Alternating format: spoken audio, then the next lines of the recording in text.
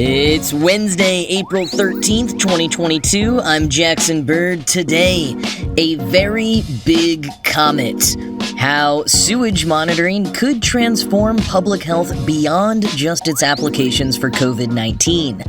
Plus, libraries are relinquishing local library card requirements for eBooks in a bid to fight back against book bans. And a new national park annual pass that won't be valid for 150 years. Here's some cool stuff for your ride home. The Hubble Space Telescope has just confirmed that a comet that's been traveling towards the sun for over 1 million years is in fact the largest comet nucleus ever discovered. Named Comet Bernardinelli-Bernstein, or maybe Berenstain, depending on which Mandela effect timeline you're living in, it's bigger than the famously huge and bright Hale-Bopp comet. Heck, it is more than twice as wide as Rhode Island. Hale-Bopp, the giant comet of the 90s, was about 46 miles across. Comet Bernardinelli-Bernstein is almost twice as wide, clocking in at about 85 miles across. That is 50 times bigger than most comets we know of, with an estimated mass 100,000 times greater than most comets we know of. And that "we know of" bit is crucial. Science Alert points out, quote, "That freakishly large size, or rather the apparent weirdness of it, might say more about us and our limited conception of comets than it does about anything else." See 2014 UN 271, the Bernardelli-Bernstein comet, hails from the Oort cloud, a gigantic spherical scattering of icy objects proposed to surround the sun at the deepest and most distant stretches of our solar system. So far away, in fact, it's thought to extend at least a quarter of the way towards the next nearest star system, Alpha Centauri. Sounds pretty big, right? It is, theoretically speaking. However, the Oort cloud is so far away and so difficult to detect, it's basically a gigantic hypothetical mystery, even though astronomers consider it to be one of the largest structures in our solar system. Once in a while, though, something emerges out of this enigmatic mass gravitationally lured towards the sun from the remoteness of the cosmic hinterlands, end quote. And Comet Bernardinelli-Bernstein is one such object.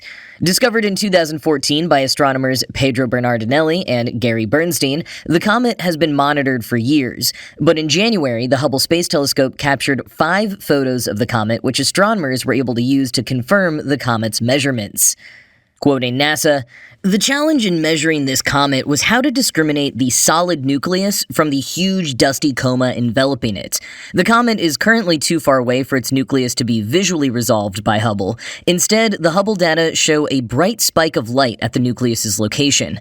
Lead author Mantu Hui of the Macau University of Science and Technology and his team next made a computer model of the surrounding coma and adjusted it to fit the Hubble images. Then the glow of the coma was subtracted to leave the star-like nucleus. Huey and his team compared the brightness of the nucleus to earlier radio observations from the Atacama Large Millimeter Submillimeter Array in Chile, or ALMA. This combined data constrains the diameter and reflectivity of the nucleus. The new Hubble measurements are close to the earlier size estimates from ALMA, but convincingly suggest a darker nucleus surface than previously thought. "It's big and it's blacker than coal," said astronomer David Jewett from UCLA. End quote. Now, upon its discovery 8 years ago, the comet was 3 billion miles away from the sun, roughly the distance between the sun and Neptune. And though it's sometimes described ominously as headed this way, at 22,000 miles per hour, no less, it will never actually come within 1 billion miles of the sun, so there's no need to worry. But when it gets to that point, around 2031, we probably won't be able to see it unaided like we could Hale-Bopp. But astronomers will be able to use that opportunity to get even more data about the comet, which could help them fill in some details about the Oort cloud. As Mashable points out, there could be trillions of icy comets in the Oort cloud. But the comets there have historically been too faint to be observed, which is what makes Comet Bernardinelli-Bernstein's approach so exciting. Quoting again from Science Alert, It stands to tell us so much about the existence of the frozen, pristine masses that make up the Oort cloud. These are thought to have formed early in the inner solar system, before being flung out to its outermost fringes by the gravitational effects of giant planets like Jupiter and Saturn. This comet is literally the tip of the iceberg for many thousands of comets that are too faint to see in the more distant parts of the solar system, says Jewett. End quote. And here's one more bonus detail about the Oort cloud that underscores just how mysterious it is and how rare it is to get a close look at anything coming from it. NASA says that their Voyager 2 probe, which is already 11 billion miles from Earth, won't make it to the inner realm of the Oort cloud for another 300 years, and may not pass through to the other side for 30,000 years. Holy heck.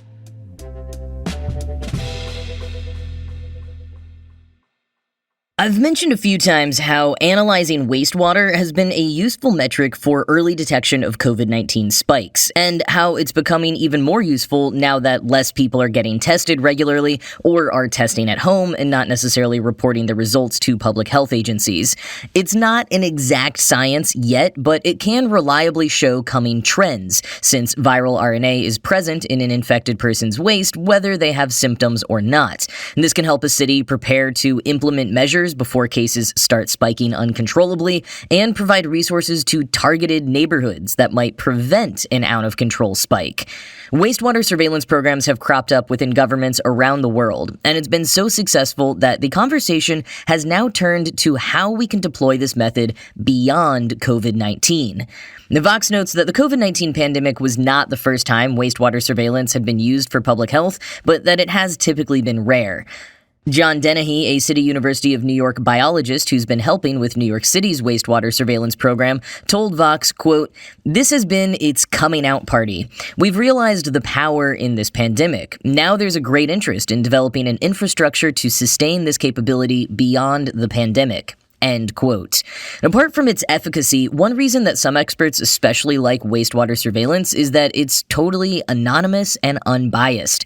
As Mark Johnson, a University of Missouri virologist who's assisted with the wastewater monitoring program there, told Vox, "You don't have to worry about individual patient confidentiality."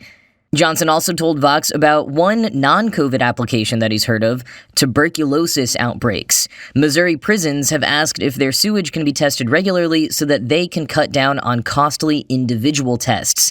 And that's a great example of how the broad sewage testing can reduce the cost, supplies, and time of one-on-one testing.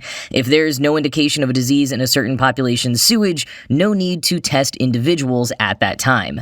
And quoting Vox, "Surveillance programs could watch for other pathogens too, such as influenza, hepatitis, and norovirus for early warnings of emerging outbreaks."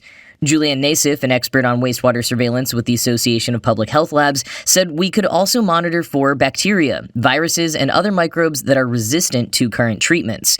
Public health officials could try to get ahead of an outbreak of antibiotic-resistant bacteria in a nursing home, for example, with the information gleaned from downstream sewage. Johnson envisioned communities monitoring for narcotics to better tailor their public health campaigns. Wastewater could be tested to determine whether cocaine or opioid use is rising in a given sewage shed. It could even determine what kind of opioids are being used, which could be helpful to health departments. Widespread heroin use might require a different intervention than diverted prescription opioids or black market fentanyl. End quote. And Dennehy has even more ideas. Sewage could be monitored for viral markers associated with colon cancer. Communities near something like a nuclear power plant could be compared to ones elsewhere, and research could be conducted on environmental effects on health. Now, there are downsides, of course. Collection and adjusting for concentration is an issue right now, but a big one, in my opinion, is that many rural areas don't have a community wastewater system. Lots of states like Montana, Wyoming, Nebraska, etc. simply don't have the public utility to draw on. And for the moment, the biggest obstacles seem to be the usual suspects: a reluctance from the government to fund public health initiatives, and a need for sectors unaccustomed to collaboration to have to work together. But the pandemic has shown how this can work, and there are a lot of ways that sewage monitoring can continue to help with this pandemic, like helping to identify variants and spot animal-to-human transmission and more. So hopefully it can continue to be shown how useful it is in this case, so that more governments will invest in it for other uses in the future.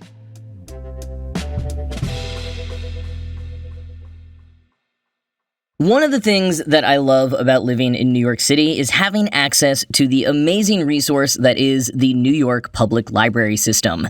And now NYPL is running a cool initiative that does not require you to live in New York City or have a library card at all to enjoy. In response to the book bans sweeping the United States, NYPL is making a selection of frequently banned or challenged books free on their e-reader app, Simply E. You don't need a library card to access them, there won't be any wait times or fines, although they will only be available through the end of May, I think mostly because NYPL had to really work with the publishing companies to pull this off, so better get reading. The Books for All collection includes the classic Catcher in the Rye by J.D. Salinger, as well as Speak by Laurie Halse Anderson, Stamped Racism, Anti-Racism, and You by Jason Reynolds and Ibram X. Kendi, and the award-winning middle-grade novel King and the Dragonflies by the brilliant Kaysen Callender. You can additionally find hundreds of frequently banned or challenged public domain books in the Books for All collection. As NYPL President Tony Marks said in a statement, quote, "Knowledge is power. Ignorance is dangerous, breeding hate and division. Since their inception, public libraries have worked to combat these forces simply by making all perspectives and ideas accessible to all." End quote. Now, Brooklyn Public Library seems to be doing one better by offering free one-year e-cards with access to their full collection of ebooks to readers aged 13 to 21 across the U.S. That card will also include access to connect with fellow young adults on BPL's Intellectual Freedom Teen Council to help learn about and fight censorship. Info about how to sign up for that is at the timeout link in the show notes. And BPL will also be making a selection of books available without the use of a card, without wait times, like NYPL's Books for All. At Brooklyn Public Library, these books include The Bluest Eye by Toni Morrison, Tomboy by Liz Prince, The 1619 Project by Nicole Hannah-Jones, and On Earth We're Briefly Gorgeous by Ocean Vuong. These initiatives follow similar ones happening at schools and libraries across the nation. Quoting Timeout, "The decision to offer up access to their ebook collections comes after a recent concerted effort by groups to remove books from library shelves that tackle a wide range of topics, including race, gender, and LGBTQ+ issues, religion, and history. The American Library Association's Office of Intellectual Freedom counted more than 700 complaints last year, the most since it began keeping records more than 20 years ago, according to BPL. Linda E. Johnson, president and CEO of BPL, says that the library cannot sit idly by while books rejected by a few are removed from the library shelves for all." End quote.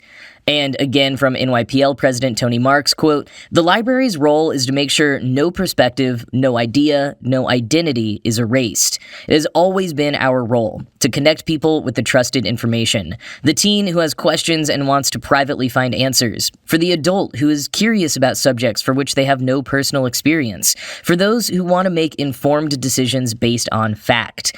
Since the founding of our great nation, libraries have been beacons of this kind of independent curiosity and learning, and it is unacceptable that they be censored in any way. What exactly are we afraid of?" End quote.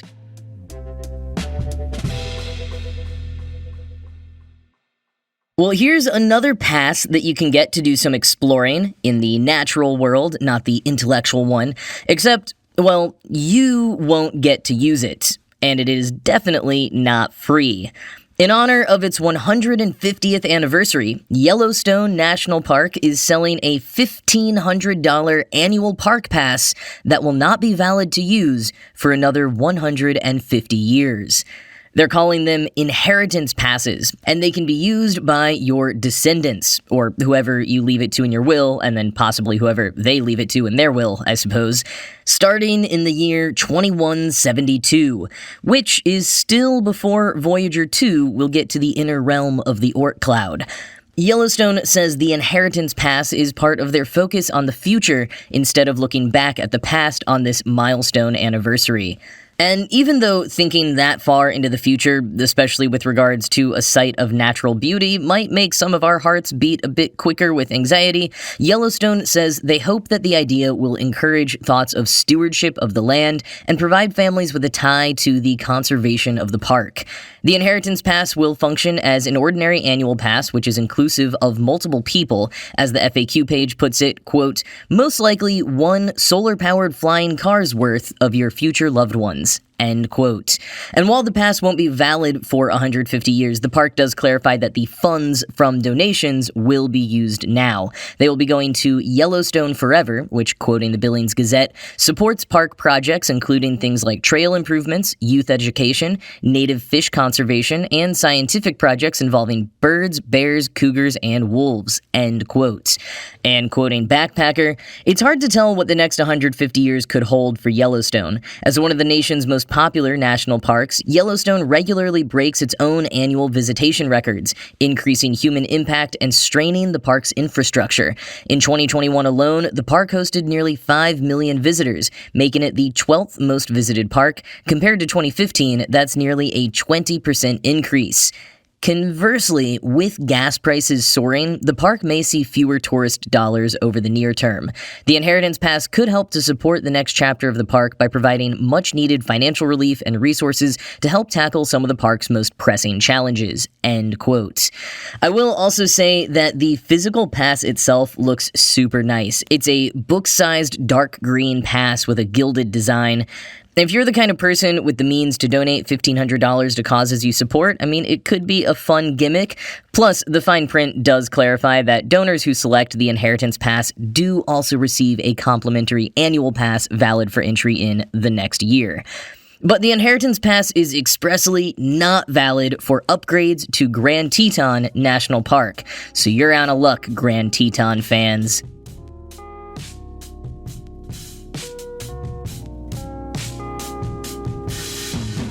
Well, that's going to be it from me for today. This show was produced by Ride Home Media. I'm Jackson Bird, and I will talk to you again tomorrow.